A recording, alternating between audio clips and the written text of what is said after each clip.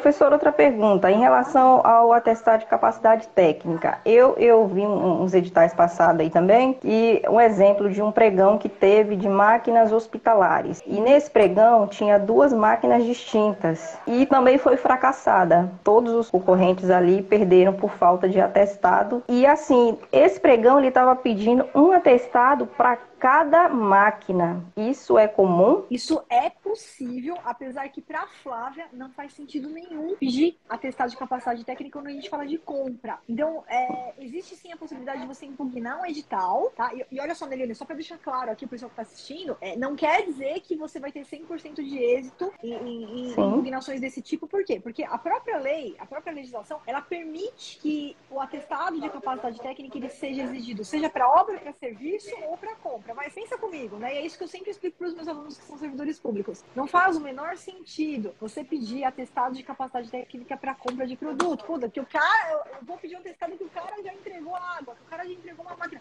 Isso não faz sentido. Às vezes faz mais sentido, dependendo do objeto, quando a gente fala de produto, a análise, por exemplo, de uma amostra, né? Não no caso de máquina, que máquina é diferente, né? Sim, Não tem sim. como entregar a amostra da Uhum. máquina que é caríssima. Mas Sim. não faz muito sentido eu saber se aquele cara já entregou a cadeira antes. Faz sentido que ele tenha a cadeira para entregar para mim exatamente da forma que o edital existiu. Então, eu vou comprar uma máquina hospitalar, vou comprar uma máquina injetora. Ele tem que ter aquela máquina naquelas especificações que o termo de referência trouxe, o edital trouxe, para me entregar exatamente daquele jeito. Mas não faz sentido nenhum eu exigir que ele já tenha entregue uma máquina similar antes, a gente já falando de compra de produto. Então, para serviço, ok. Eu quero saber se aquele cara já prestou aquele serviço antes. Para obra, mais ainda, né? Se já fez um prédio ali de 100 andares.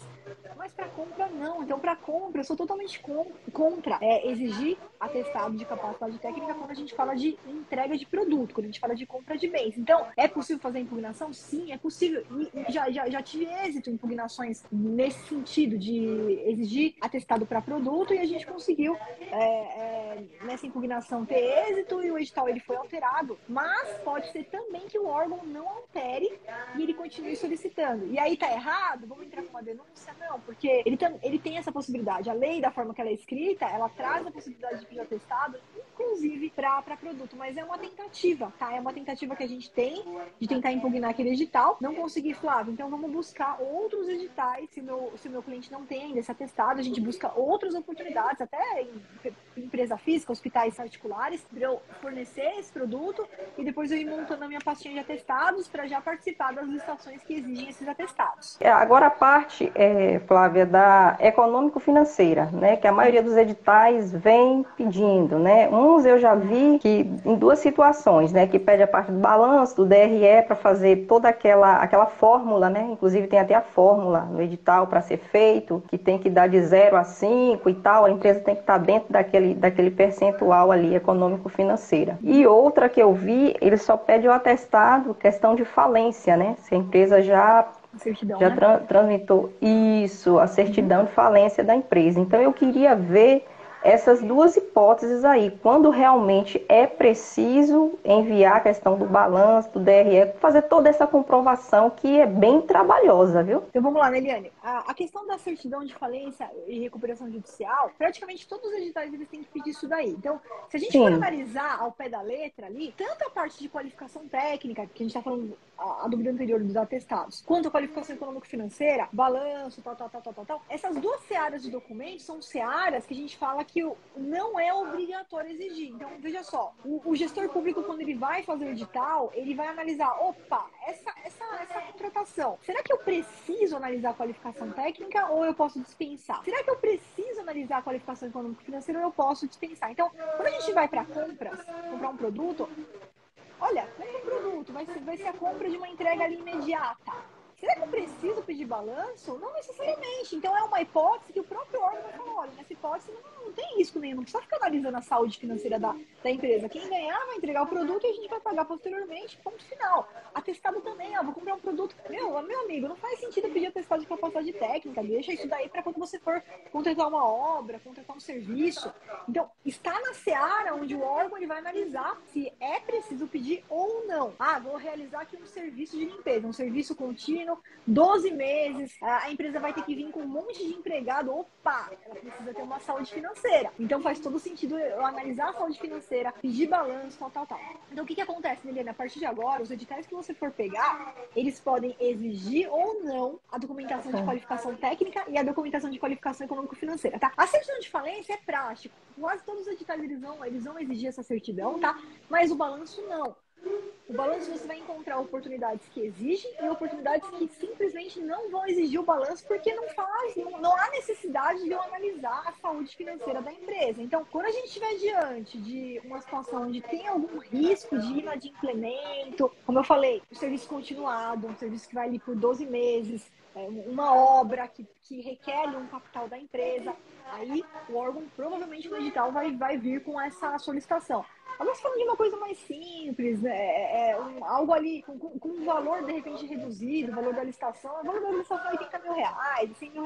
Não precisa fazer uma análise tão detida. Então, o órgão que vai decidir, e isso já vai vir no edital, para a gente não ter nenhuma surpresa no meio do caminho. Então, a Neliane foi lá e pegou um edital que está exigindo balanço.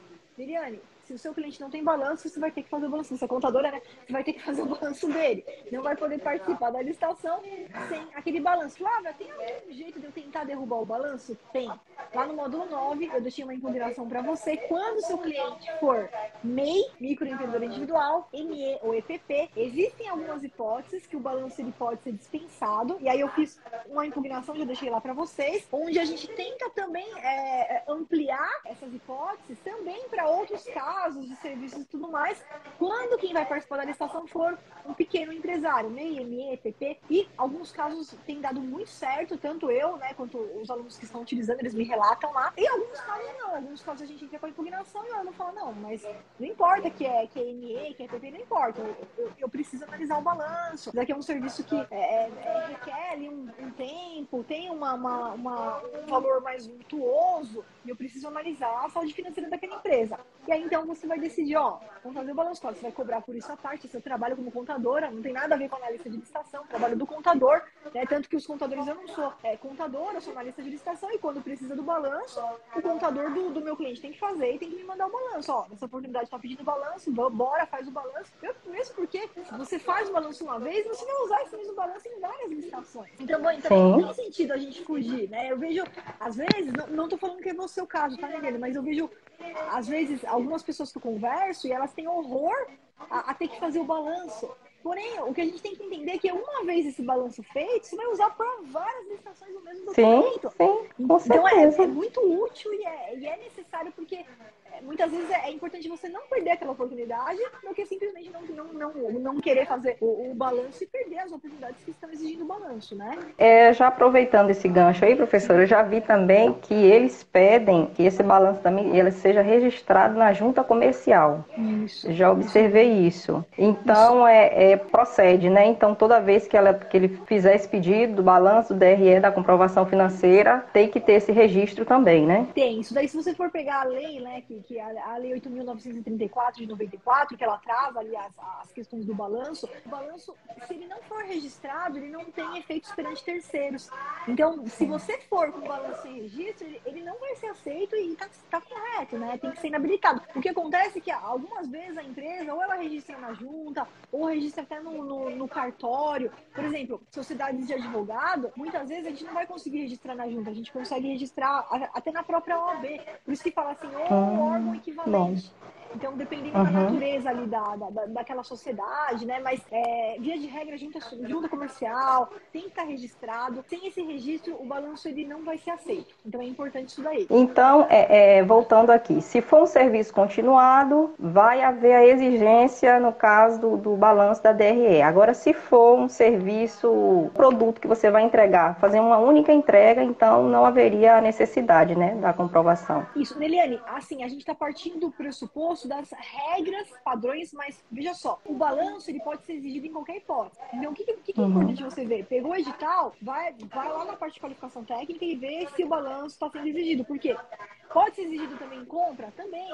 Ah, é uma compra de entrega imediata, está exigindo balanço? Pode? Pode. Está na lei a possibilidade. Então, o órgão ele tem a discricionariedade, ele tem a possibilidade de exigir o balanço em qualquer licitação que ele for executar.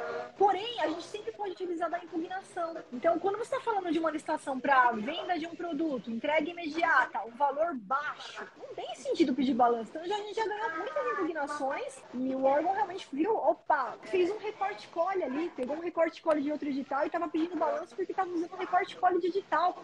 Mas tem que pensar, será que eu preciso realmente pedir um balanço para esse caso? É uma licitação de 50 mil, de 80 mil reais. Será que eu preciso pedir balanço? Vai ser entrega de um produto, não tem risco nenhum. Será que eu preciso realmente analisar a saúde financeira daquela empresa? Então, não necessariamente. Então, você pode usar a impugnação, mas veja bem, o edital em si, ele pode trazer ou não essa exigência, independentemente do objeto, independentemente do valor da licitação, mas aí a gente usa a impugnação para esses casos.